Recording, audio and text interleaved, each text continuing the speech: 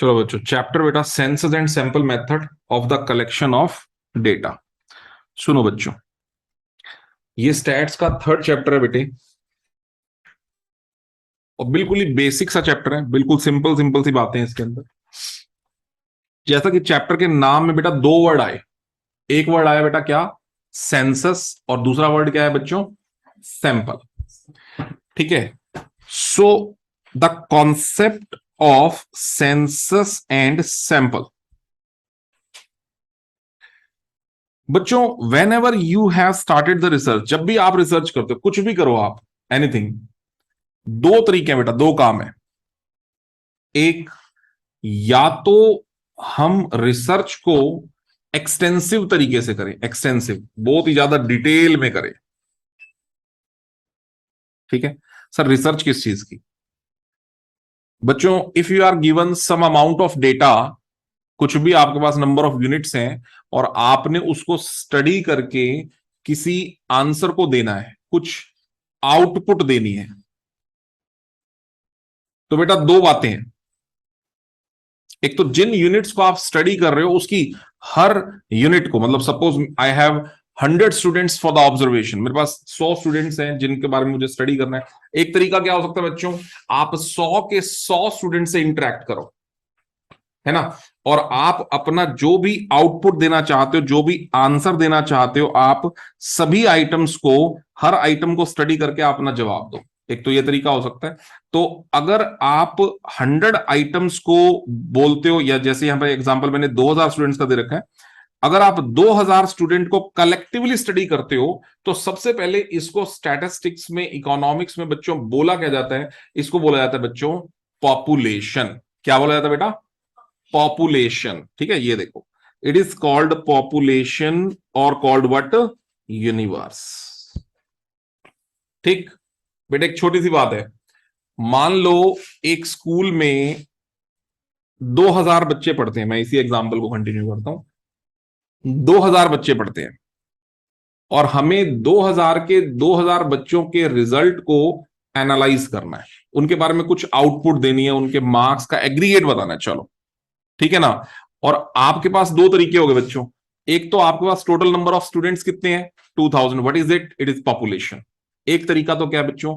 आप पूरे के पूरे 2000 बच्चों को एनालाइज करो। दैट इज कॉल्ड, आप पूरी पॉपुलेशन को स्टडी कर रहे हो। ठीक है, 2000 बच्चों की एक लिस्ट बना रहे हो, पहले उनका क्लास वाइज, सेक्शन वाइज, फिर उनके सारे रोल नंबर लिख रहे हो, फिर उनके सबके सबके मार्क्स लिख रहे हो, और फिर आप एवरेज निकाल रहे हो। बच्चों बात समझ में आ रही है? एक तो ये तरीका हो सकता है। It will take a lot of time, energy, ठीक है, पैसा, समय, सब कुछ लगेगा इसमें, है ना। लेकिन हाँ, रिजल्ट की एक्यूरेसी 100%, बहुत बढ़िया रिजल्ट निकल के आएंगे, क्योंकि जो लिस्ट आपने बनाई है बेटे, उसमें आपने हर बच्चे को इन्वॉल्व किया है, पॉपुलेशन की हर यूनिट को आपने स्टडी किया है। तो जो आपने एग्रीगेट ऑफ द फैक्ट निकाला, जो आपने सम अप निकाला, जो आपने एवरेज निकाला, वो एवरेज आपकी 100% एक एक्यूरेट और बढ़िया एवरेज है। बोलो सही है बेटा? इस तरह के मेथड को बोलते हैं, कौन सा मेथड बेटे? Census method. कौन सा मेथड?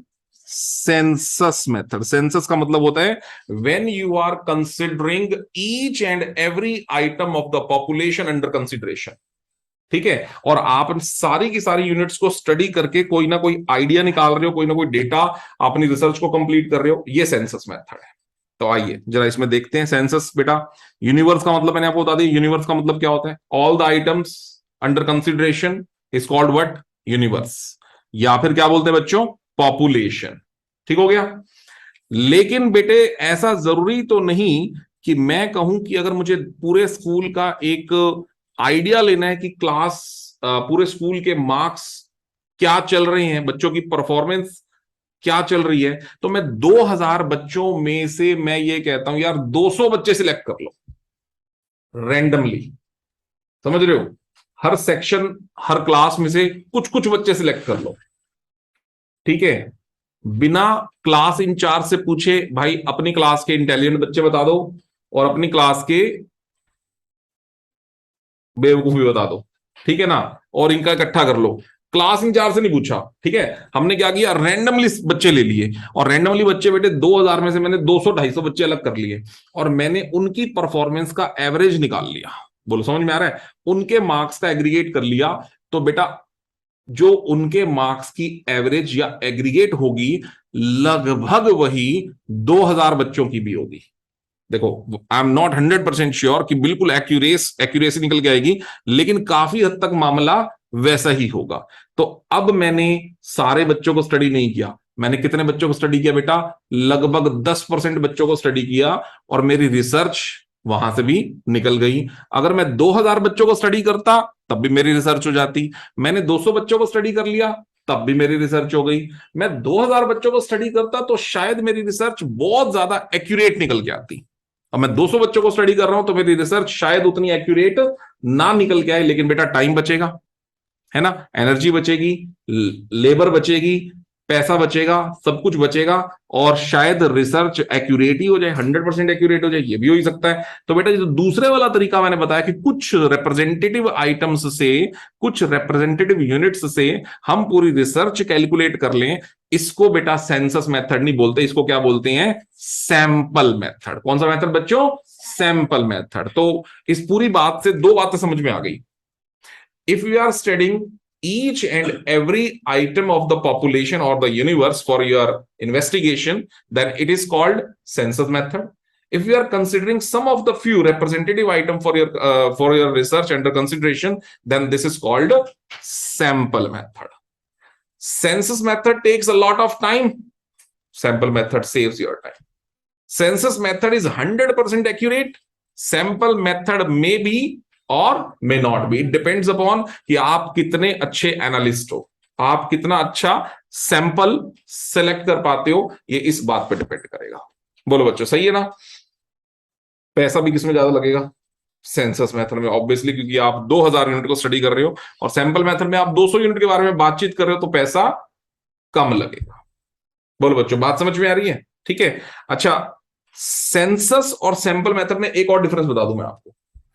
सेंसस मेथड बेटा तब लगाएंगे जब आपके 2000 बच्चों में सिमिलैरिटीज काफी कम होंगी, मतलब जब वो यूनिट्स लगभग कैसी हैं, हिट्रोजीनियस हैं, अलग अलग हैं, उनका व्यवहार अलग है। देखो हम सिर्फ उनके मार्क्स के बारे में बात नहीं कर रहे थे, हम उनकी हाइट को भी स्टडी कर रहे थे, हम उनकी एक्सपेंडिचर को भी स्टडी कर रहे थे, हम उनकी इनकम को भी स्टडी कर रहे थे। अब आपके 2000 बच्चों में वैरायटीज ज्यादा है, सपोज कर लो बहुत ज्यादा वैरायटीज हैं, तो बच्चों मुझे बताओ आप सेंसस मेथड पसंद करोगे या सैंपल मेथड पसंद करोगे।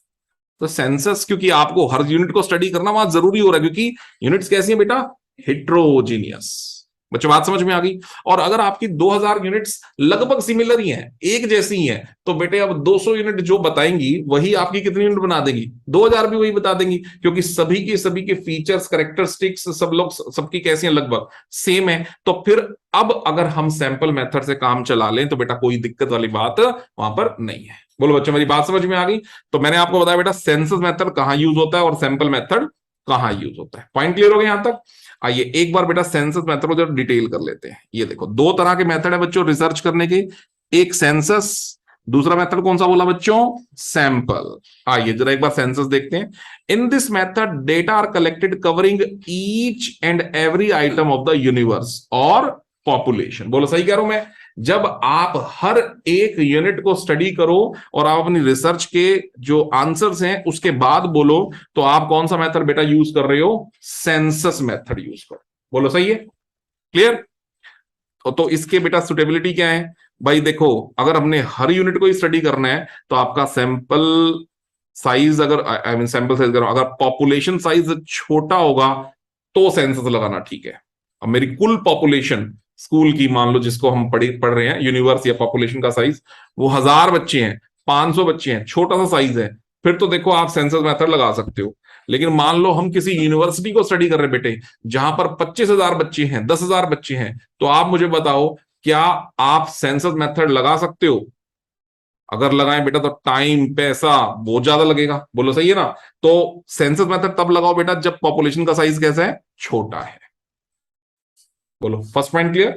दूसरा, तब लगाओ बच्चे जब widely diverse item in the population, मतलब कि जब डाइवर्सिटी ज्यादा है, मतलब हिट्रोजीनियस आइटम्स है, होमोजीनियस नहीं है। कैसी है बेटे? हिट्रोजीनियस, वाइडली डाइवर्सिटी है, मतलब उनके अंदर डाइवर्सिटी ज्यादा है, पॉपुलेशन अलग अलग नेचर के, तो आप ये वाला मेथड लगा सकते हो, अच्छा रहेगा। जब आप जो रिसर्च कर रहे हो वो रिसर्च कैसी चाहिए आपको? काफी डिटेल्ड रिसर्च चाहिए, हर आइटम को आपने अपनी रिसर्च के अंदर उसके बारे में बोलना ही बोलना है, लिखना ही लिखना है, तो आपको कौन सा मेथड सही लगेगा? सेंसस ही सही लगेगा। बोलो सही है बच्चों? और जब हाई डिग्री ऑफ एक्यूरेसी या रिलायबिलिटी चाहिए तो भी बेटा कौन सा मेथड सही लगेगा? सेंसस सही लगेगा। बोलो चारों फीचर काम आ रहे हैं बेटा? मैंने पहले ही बता दिए चारों के चारों फीचर्स लगते हैं, तो आप सेंसस मेथड लगा सकते हो। ठीक बात है, कुछ फायदे भी होंगे भाई। अब जब आप यूनिवर्स की हर यूनिट को स्टडी कर रहे हो तो आप बेटे मुझे बताओ आपके आंसर रिलायबल होंगे कि नहीं होंगे? अब आंसर में किसी भी तरह का कोई शक नहीं है, क्योंकि आपने 2000 पूरे बच्चों से बात करी है, तो जो रिजल्ट होंगे वो 100% कैसे निकल के आने वाले बेटा? एक्यूरेट, रिलायबल, आप भरोसा कर सकते हो। ठीक है ना? बायस्ड भी नहीं होंगे आपके रिजल्ट, क्योंकि आपने जो रिसर्च करने के लिए जो आपने इन्वेस्टिगेटर्स अपॉइंट कर रखे हैं वो आपके अपने बंदे हैं, और वो आपको लगभग 100% एक्यूरेट इंफॉर्मेशन दे रहे हैं, तो ये मेथड भी बायस्ड होने वाला नहीं है। इंफॉर्मेशन कैसी मिलेगी? बड़ी डिटेल्ड हर चीज की। ठीक है ना? आपको कुछ भी चाहिए, उनका एक्सपेंडिचर, उनकी इनकम, एज, उनके मार्क्स कितने आए, उन बच्चों की हाइट कैसी है, हर तरह की इंफॉर्मेशन, क्योंकि 2000 बच्चों के आप कांटेक्ट में आए हो, सारी बातें आपको डिटेल्ड में आप लिख सकते हो। तो बेटा इसका मतलब इंफॉर्मेशन भी कैसे मिलेगी? एक्सटेंसिव। ठीक है? डाइवर्स कैरेक्टरिस्टिक्स की भी स्टडी आप कर सकते हो, क्योंकि आप हर यूनिट को स्टडी कर रहे हो, तो जितना मर्जी एक्सटेंसिव हो आप उस मामले को कर सकते हो। और स्टडी ऑफ कॉम्प्लेक्स इन्वेस्टिगेशन, अगर कोई इन्वेस्टिगेशन मुश्किल भी था, क्योंकि पता नहीं कैसे कैसे उसमें नंबर ऑफ स्टूडेंट्स थे और आपने हर एक को स्टडी करना था, तो डिटेल्ड इन्वेस्टिगेशन जब कर लिया तो कॉम्प्लेक्स होगी तो भी इजी, तो भी आसान है, आसान तो वो भी हो जाएगी। इसका मतलब हर तरह का इन्वेस्टिगेशन आप सेंसस मेथड में कर पाओगे। बोलो बच्चों बात समझ में आ गई? लेकिन बेटे नुकसान मैंने ऑलरेडी बता दिया आपको। बताओ बेटे क्या क्या नुकसान होंगे, सोच के बताओ। पैसे खर्च होंगे नहीं होंगे? क्योंकि आप 2000 बच्चों को स्टडी कर रहे हो, एक्सपेंसिव होगा। ठीक है, और बताओ बेटे और क्या होगा? टाइम खराब होगा ज्यादा, मैन पावर चाहिए, और बेटे और inapplicability, this method cannot be applied in case of infinite population. और बच्चों आपकी जानकारी के लिए एक चीज और बता दूं कि हर जगह पर यह मेथड अप्लाई नहीं होता है। समझ में आ रहा है? एक तो इनफाइनाइट पॉपुलेशन में तो देखो लगेगा नहीं। इनफाइनाइट पॉपुलेशन का मतलब क्या होता है बेटे? जब आपका पॉपुलेशन का साइज इतना बड़ा हो कि पॉसिबल ही नहीं है कि आप हर यूनिट को स्टडी कर पाओ, तो बेटा वहां तो ये मेथड लगेगा नहीं। For example infinite population, country, और बहुत सारे एग्जाम्पल हो सकते हैं। जैसे फॉर एग्जाम्पल एक छोटी सी बात समझो आप, कि बहुत सारी ऐसी जगहें हैं जहां पर ये मेथड नहीं लग सकता, सेंसस मेथड पॉसिबल नहीं है, इनफाइनाइट पॉपुलेशन होती है। अब जैसे सपोज कर लो बेटे आप गेहूं खरीदने जाते हो। ठीक है, गेहूं का बैग, ठीक है, 100 किलो वाला, वो लेने गए। हम्म आपने चेक करना है गेहूं ठीक है या खराब है, तो बेटा मुझे बताओ हर दाना चेक कर सकते हो? नहीं ना। कैसे चेकिंग होगी बताओ? उस बोरी की कैसे चेकिंग करोगे? Sample method. आप क्या कर सकते हो बताओ? उसमें से थोड़ी सी निकाल के हाथ में रखोगे, 10 20 50 100 दाने। बोलो बेटे अगर वो सारे ठीक निकल आए, ज्यादा से ज्यादा और इन्वेस्टिगेशन क्या कर सकते हो? आप उस बंदे को बोल सकते हो भाई एक काम कर, ऊपर ऊपर वाली गेहूं ना दिखा, तो अंदर वाली भी दिखा दे। अगर आपको उस पर डाउट हो जाओ, बोरी को बीच में से भी फाड़ लो, थोड़ी सी एक मुट्ठी वहां से निकाल लो, और एक दूसरे सिरे से भी फाड़ लो, एक मुट्ठी वहां से निकाल लो। बोलो बच्चों यही हो सकता है ना? 3 मुट्ठियों में आपको अंदाजा हो जाएगा कि नहीं हो जाएगा कि गेहूं कैसा है। तो बेटा मेथड कौन सा लगाया? सैंपल। क्या सेंसस लग सकता है यहां पे? पॉपुलेशन कैसी है? इनफाइनाइट। अगर एक एक दाना चेक करने लगे तो आपको टाइम पता है कितना लग जाएगा। पॉसिबल है क्या बच्चों? नहीं, पॉसिबल नहीं है। ठीक है, हम अपने घर में भी बेटा जाने अनजाने कई बार सैंपल मेथड लगाते हैं। आप सोचो, ठीक है, मान लो आप घर में जो है, हाँ, राइस बनाते हो, ठीक है ना, तो मान लो हिया को मम्मी ने कहा बेटे चावल रख ले जरा कुकर में। अच्छा, रखना ही नहीं आते। चलो दाल गई, दाल दाल बनानी आती है? दाल भी नहीं आती। हरमन को आती होगी।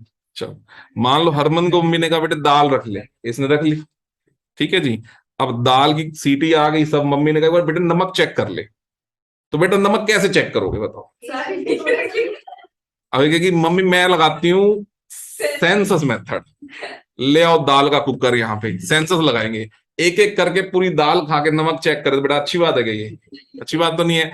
नमक तो बढ़िया चेक होगा कि भी नमक था या नहीं था, लेकिन दाल बेचारी वो खत्म हो जाएगी। तो is it possible to apply the census method here? No. बेटा कौन सा मेथड लगेगा? सैंपल। क्योंकि सेंसस के यहाँ पे दो ड्रॉबैक्स हैं।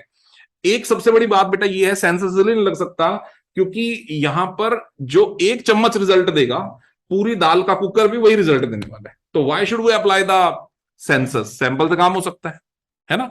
और बहुत सारी और हमारी लाइफ में बेटा ऐसी बातें हैं जहां पर सेंसस मेथड पॉसिबल ही नहीं है। ठीक है ना। अब मान लो कोई पेशेंट हो, ठीक है, उसको कोई प्रॉब्लम है, ब्लड टेस्ट कराने चला गया भाई, ठीक है ना, ठीक है, और डॉक्टर कह रहे हैं सेंसस मेथड लगा के ब्लड टेस्ट कर लो इसका एक बारी, ठीक है ना। तो उसका इंजेक्शन लगा लगा के बेचारे के पूरा बॉडी का ब्लड निकाल लिया भाई, हर बूंद चेक करनी पड़ेगी इसकी कि प्रॉब्लम कहाँ है। तो बेटे प्रॉब्लम तो पता चल जाएगी, लेकिन बेचारा जिसकी प्रॉब्लम चेक हो रही थी तब तक वो चला जाएगा, है ना। तो कहने का मतलब बेटा आपको समझ में आ रहा होगा कि कौन सा मेथड लगेगा। यहां पर सेंसस लगा सकते हैं क्या? नहीं सर। कौन सा मेथड लगेगा बेटे? क्या बात, इतना सोच क्यों बना रहा है? कौन सा मेथड लगे बता। बंदा मैंने इसलिए तेरा नाम नहीं लिया, मैंने बंदा बोला इसीलिए। हाँ जी, कौन सा मेथड लगेगा? सैंपल। बेटे बॉडी के ब्लड की एक ड्रॉप या ज्यादा से ज्यादा एक सिरिंज जो रिजल्ट देगी, कंप्लीट बॉडी का ब्लड भी वही रिजल्ट देगा। तो ये बेवकूफी होगी कि हम वहां पर कौन सा मेथड लगा दें? सेंसस।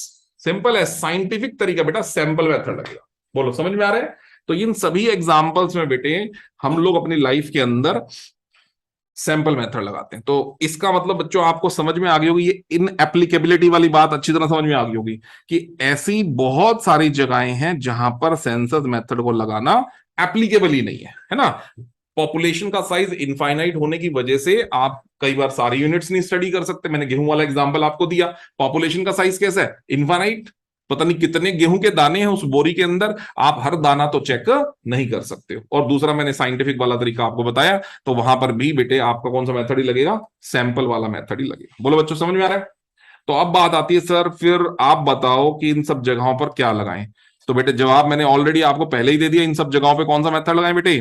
सैंपल। तो सैंपल मेथड क्या होता है? जब आप पूरी पॉपुलेशन में से कुछ रिप्रेजेंटेटिव यूनिट्स को ले लो। सर रिप्रेजेंटेटिव यूनिट्स क्या होती हैं? बेटा वो यूनिट जो पॉपुलेशन में से ही होनी चाहिए फर्स्ट ऑफ ऑल, ऑब्वियसली उसी में से सैंपल निकालना पड़ेगा। और वो रिप्रेजेंटेटिव ऐसी यूनिट्स होनी चाहिए जो पूरी पॉपुलेशन के फीचर्स को रिप्रेजेंट कर पाएंगे बहुत बढ़िया तरीके से, बहुत बढ़िया तरीके से, ठीक है ना। तो when only some representative items of the population are selected and data collected from these items are used for the analysis, that is called what method बच्चों? Sampling method. मैंने एग्जांपल लिया, 5,000 बच्चों को स्टडी करना बड़ा मुश्किल है। हाँ सर बड़ा मुश्किल है, लेकिन आप उसमें से कोई 500 स्टूडेंट्स को स्टडी कर लो तो क्या दिक्कत है? 500 स्टूडेंट्स का सैंपल वही रिजल्ट अगर आपको दे दे जो 5,000 स्टूडेंट का सैंपल, आई मीन पॉपुलेशन जो आपको रिजल्ट देने वाली है, तो इसमें आपका टाइम पैसे सब बचेंगे। और ये कौन सा मेथड होगा बेटा? सैंपलिंग मेथड होगा। ये सेंसस मेथड नहीं होगा, ये सैंपल मेथड होगा। इज दैट ओके बच्चों? पॉइंट क्लियर है सबको अच्छे से? तो बेटे आप समझ सकते हो। मैं सैंपल मेथड बताओ कहां लगाऊं? बोलो बच्चों। पहली बात बहुत आसान है, जब पॉपुलेशन बहुत बड़ी हो। बोलो सही है ना। जैसे अभी मैंने गेहूं की बोरी वाला एग्जांपल दी, पॉपुलेशन बहुत बड़ी थी तो वहां पर सैंपल ही लगाना ठीक रहेगा, है ना। दूसरा, जब हाई डिग्री ऑफ एक्यूरेसी की जरूरत नहीं हो, ठीक है ना। अब देखो गेहूं की उस बोरी में से अगर आप ये निकालना चाहते हो कि कितना अच्छा गेहूं है वो, तो आपके रिजल्ट उतने एक्यूरेट होते चले जाएंगे जितना सैंपल का साइज बढ़ाते जाओगे। एक मुट्ठी आपको आइडिया देगी, एक बाल्टी गेहूं की आपको और अच्छा रिजल्ट देगी, 2 बाल्टी और अच्छा रिजल्ट देगी। और पूरी गेहूं को अगर आप बिखेर दोगे तो रिजल्ट और एक्यूरेट निकल आएंगे। बोलो समझ में आ रहा है? ये धीरे धीरे आप सैंपल से कौन से मेथड की तरफ मूव ऑन कर रहे हो बेटा? सेंसस की तरफ। और इस पूरी बात को हम एक लाइन में कन्वर्ट कर सकते हैं, जैसे जैसे हम सैंपल के साइज को बढ़ाते चले जाएंगे हमारे रिसर्च की एक्यूरेसी का लेवल बढ़ता चला जाएगा। बोलो बेटे, बात समझ में आ गई सबको मेरी? ठीक है, तो इसका मतलब अगर आप प्योरली प्योरली कुछ ही यूनिट से स्टडी करोगे तो इसका मतलब क्या है कि आप चाहते हो कि एक आइडिया लेना 100% एक्यूरेसी की आपको जरूरत नहीं है, तो आप कौन सा मेथड से काम चला सकते हो? सैंपल मेथड से चला सकते हो। जब इंटेंसिव जो एग्जामिनेशन है वो रिक्वायरमेंट नहीं है और जब सारी यूनिट एक जैसी है तो सर सेंसस मेथड क्यों लगाना? कौन सा लगा लो? सैंपल। मैंने अभी ब्लड टेस्ट का एग्जांपल लेके बताया, एक बॉडी में जहां से मर्जी ब्लड निकाल लो यार, है ना, एक बूंद या एक सरिंज ब्लड की वही रिजल्ट देने वाली है जो कंप्लीट बॉडी का जो ब्लड है वो रिजल्ट देगा। तो इसका मतलब बेटे कि जब सारी यूनिट्स हैं ही सिमिलर तो क्यों लगाएं हम सेंसस? कौन सा मेथड से काम चला ले बेटा? सैंपल मेथड से काम चला। Is that okay? डन। तो फायदे बेटे बहुत आसान आपके सामने है। बताओ पहला फायदा क्या हुआ? इकोनॉमिकल। बोलो डन। डन है बेटे? पहला फायदा क्या हुआ? पैसे बचेंगे। दूसरा बेटा समय भी बचेगा, टाइम बचेगा। तीसरा एक और जबरदस्त फायदा बच्चे, एरर्स जो है ना वो ज्यादा ढूंढ पाओगे। सर ये क्या मतलब? बच्चे सुनो, अगर आप 5,000 स्टूडेंट्स को स्टडी कर रहे हो तो टाइम ज्यादा लगा है, पैसा ज्यादा लग रहा है, रिसर्च बहुत एक्सटेंसिव जा रही है, बहुत ज्यादा डिटेल्ड जा रही है। ऐसे में पर स्टूडेंट टाइम का एलोकेशन आप कम करने की कोशिश करोगे। 5,000 बच्चों को स्टडी करना है, पर स्टूडेंट टाइम आप 1 मिनट लगा रहे हो, आधा मिनट लगा रहे हो, इतना ही कर रहे हो। लेकिन अगर 5,000 स्टूडेंट को स्टडी ना करके 500 स्टूडेंट से काम चला रहे हो तो आप पर स्टूडेंट 2 मिनट भी दे सकते हो, क्योंकि ओवरऑल फिर भी टाइम आपका कम ही लगेगा। और 5,000 स्टूडेंट में आप पर बच्चा अगर आधा मिनट भी दोगे तो भी ओवरऑल आपका टाइम ज्यादा बर्बाद हो रहा है। तो इसका मतलब पर स्टूडेंट टाइम क्योंकि आप बहुत कम दे रहे हो इन सेंसस मेथड, तो शायद कुछ ऐसा हो सकता है कि आपके एरर्स वहां पे देखने को मिल सकते हैं। बोलो समझ में आ रहा है? लेकिन जब आप रिसर्च का जो साइज है वो छोटा कर रहे हो, थोड़े से यूनिट से काम चला रहे हो, तो आप पर यूनिट पे टाइम का एलोकेशन क्या करोगे? ज्यादा। तो एरर्स आने के चांसेस काफी कम हो जाएंगे। बच्चों बात समझ में आ रही है? हाँ, लेकिन एक एरर बढ़ेगा क्योंकि आपने 5,000 में से सिर्फ कितने स्टूडेंट्स को स्टडी किया है? 500। कितने स्टूडेंट्स को आपने स्टडी किया ही नहीं है? 4,500 स्टूडेंट्स की बात ही नहीं करी आपने। वहां एक एरर बढ़ने के चांसेस थोड़े से हैं। लेकिन 500 स्टूडेंट पे आपने तसल्ली से बात करी है, वहां आपका एररलेस काम हो जाएगा। बोलो बच्चों, बात सबको समझ में आ गई? तो इसका मतलब आइडेंटिफिकेशन ऑफ एरर आप इजीली कर सकते हो। ठीक है, अगर बड़ी इन्वेस्टिगेशन करनी है, लार्ज इन्वेस्टिगेशन करनी है बच्चों, कभी भी सेंसस मेथड यूज नहीं होता। वहां पे कौन सा मेथड यूज होता है? सैंपल। और अगर छोटा इन्वेस्टिगेशन करना है तो कौन सा मेथड यूज हो सकता है? सेंसस। अब एक क्लास को स्टडी कर रहे हैं सर 100 बच्चे, अब 100 में से 10 को साइड में करके बात करने से अच्छा आप 100 पे 100 से बात कर लो, कोई बात नहीं, क्योंकि पॉपुलेशन का साइज कैसा है वहां पे? छोटा सा है, तो 100 स्टूडेंट को स्टडी करने में कोई दिक्कत नहीं है। लेकिन वही मैंने बताया ना, जब वही पॉपुलेशन का साइज कितना हो जाए? 5,000, तो अब अच्छा रहेगा कि आप रिप्रेजेंटेटिव 10% आइटम से बात कर लो, 10% स्टूडेंट से बात कर लो, तो आपको 10% स्टूडेंट्स जो रिजल्ट देने वाले हैं लगभग 5,000 बच्चे भी यानी वही रिजल्ट, 100% भी वही रिजल्ट ही आपको देंगे। तो आपकी लार्ज इन्वेस्टिगेशन जो है अगर करनी है तो कौन सा मेथड लगाओ बच्चों? सैंपल। और अगर स्मॉल इन्वेस्टिगेशन करनी है तो कौन सा मेथड लगाओ? Census. What the point? Okay. Administration convenience, हाँ जी, थोड़े से बच्चों को स्टडी करोगे तो सैंपल मेथड ही चलेगा, एडमिनिस्ट्रेशन बढ़िया हो जाएगा, कन्वीनियंटली आप उस काम को कर पाओगे। और सेंसस मेथड को करने में आपको एडमिनिस्ट्रेशन ज्यादा चाहिए, लोग ज्यादा चाहिए, टाइम ज्यादा चाहिए, पैसा ज्यादा चाहिए, तो काफी दिक्कत भरी बात है। और सैंपल मेथड बेटा वो मेथड है जो साइंटिफिक है। सर ये कैसे? बच्चों मैंने अभी ब्लड टेस्ट का आपको एग्जांपल देके बताया है ना। साइंस क्या ये कहेगी कि एक ह्यूमन बॉडी में से सारा ब्लड निकाल के टेस्ट करो? नहीं, वो साइंटिफिक नहीं होगा। साइंटिफिक मेथड ये होता है बेटे कि जो एक ब्लड ड्रॉप जो रिजल्ट दे रही है, पूरी ह्यूमन बॉडी का ब्लड भी वही रिजल्ट दे रहा है। तो इसका मतलब साइंटिफिक मेथड कौन सा है? सैंपल है, ना कि सेंसस है। कर लोगे? लेकिन इसमें कुछ नुकसान भी हैं। क्या है बेटे? ये मेथड पार्शियल हो सकता है। सर कैसे पार्शियल? कैसे बच्चों? 5,000 बच्चों का स्कूल है, 500 बच्चों से आप पूरे 5,000 बच्चों के बारे में डिसीजन लेने वाले हो, ठीक है? अब वो 500 बच्चे जो आपने सैंपल के अंदर डालने हैं, उन 500 बच्चों के सिलेक्शन के लिए आप पार्शियल हो ही सकते हो, है ना? उन 500 बच्चों में से 100 बच्चे तो आप वो डालना चाहते हो जो आपके नजरिए में क्लास के, आई मीन स्कूल के टॉपर्स हैं, या अच्छे रिप्रेजेंटर हो सकते हैं, या आपके रिलेटिव्स हो सकते हैं, फ्रेंड सर्कल्स में से हो सकते हैं। आप कहोगे ये 100 बच्चे तो सैंपल में होने ही चाहिए। बच्चों बात समझ में आ रही है आप लोगों को? तो मैं क्या कहना चाह रहा हूं कि सैंपल के सिलेक्शन को करते हुए एक इन्वेस्टिगेटर या एक रिसर्चर क्या हो सकता है? पार्शियल हो सकता है। तो रिसर्च भी अच्छी नहीं रहेगी फिर, क्योंकि 500 बच्चे आपने फ्री माइंड से नहीं लिए हैं, तो आपकी रिसर्च जो है वो कहीं ना कहीं गलत डिसीजन देगी about the complete 5,000 students. Got the point? तो ये मेथड में पार्शियल हो सकते हैं। इस मेथड में और क्या हो सकता है बेटा? जैसे मैंने भी एग्जांपल दिया, रॉन्ग कंक्लूजन्स।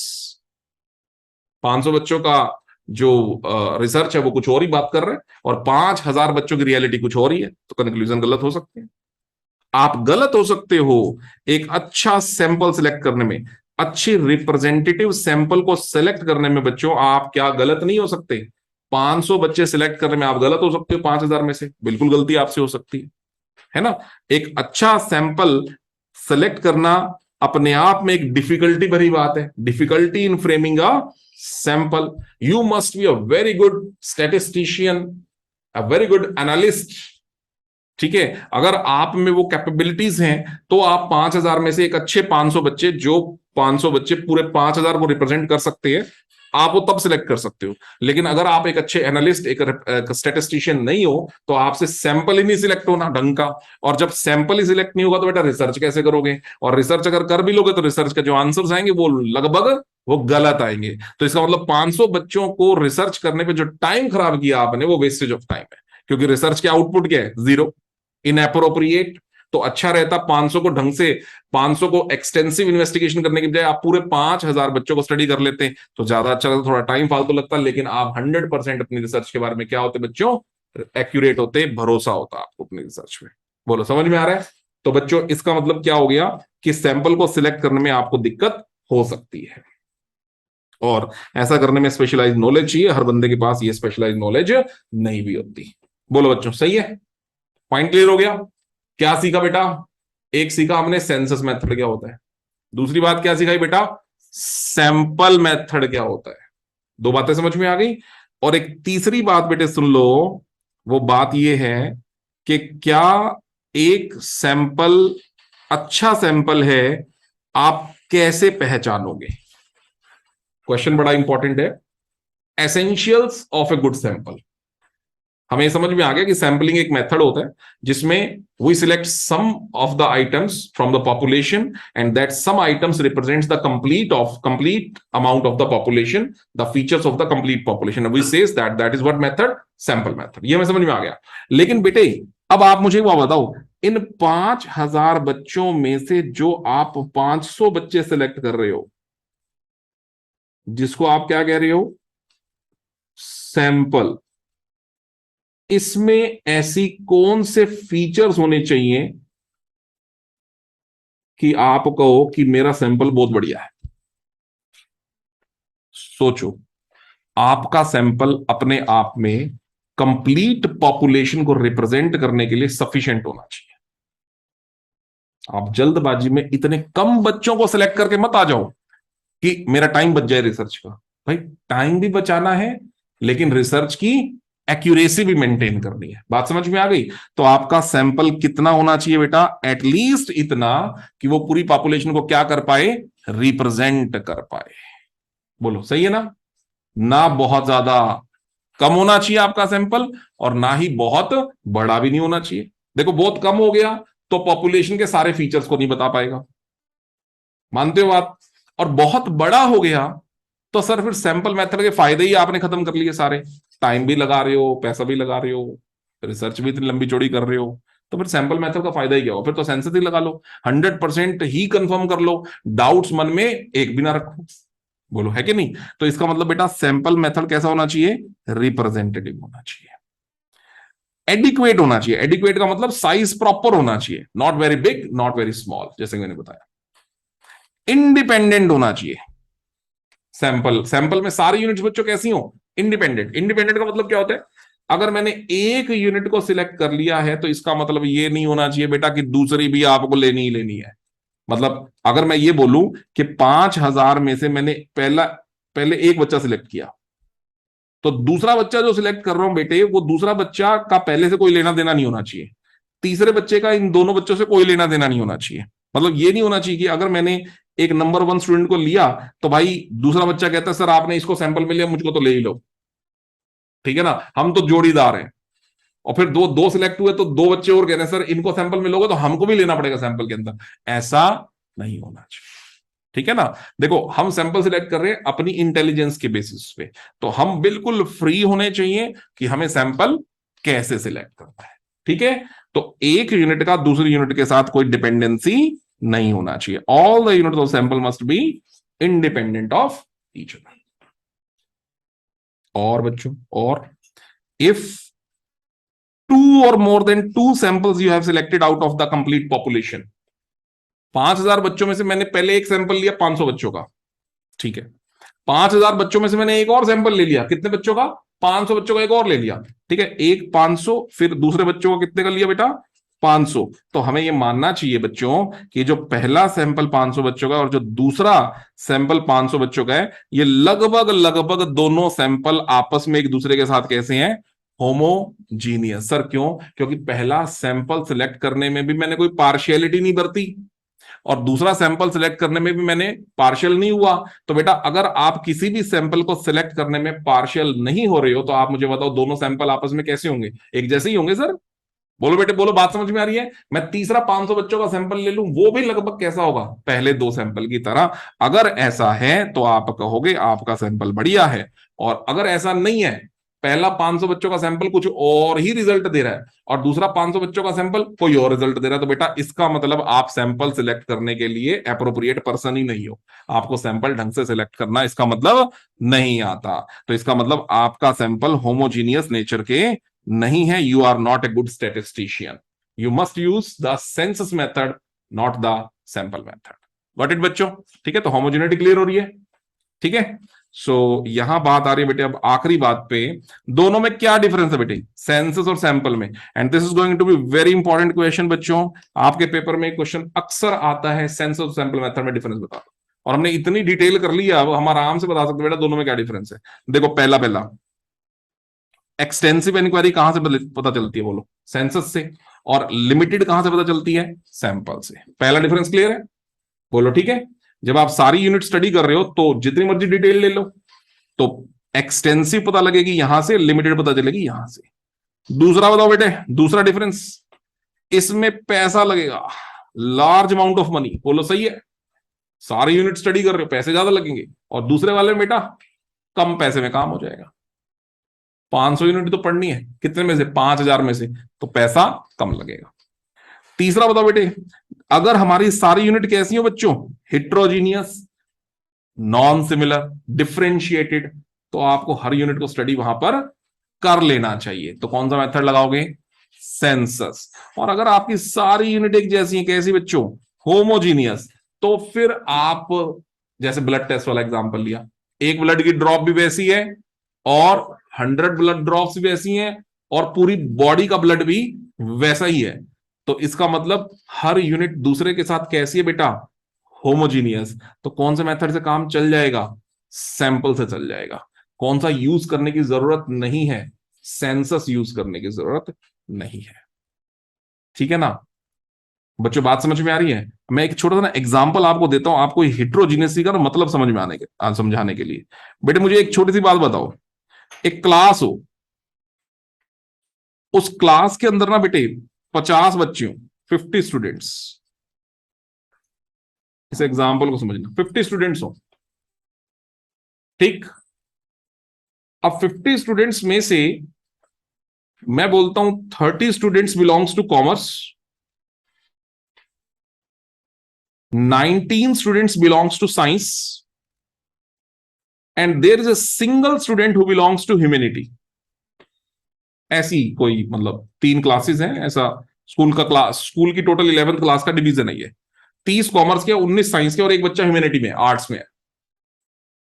ठीक है। अब बेटे मैंने क्या किया, मैंने कहा 50 स्टूडेंट में से ना मैं तो 10% का सैंपल लूंगा, सैंपलिंग मेथड लगाना चाह रहा हूं। और कितने बच्चों से लगाना चाह रहा हूं बेटा, 10% से। तो कितने बच्चे सिलेक्ट करने पड़ेंगे बोलो, 5। 5 स्टूडेंट सिलेक्ट करने पड़ेंगे।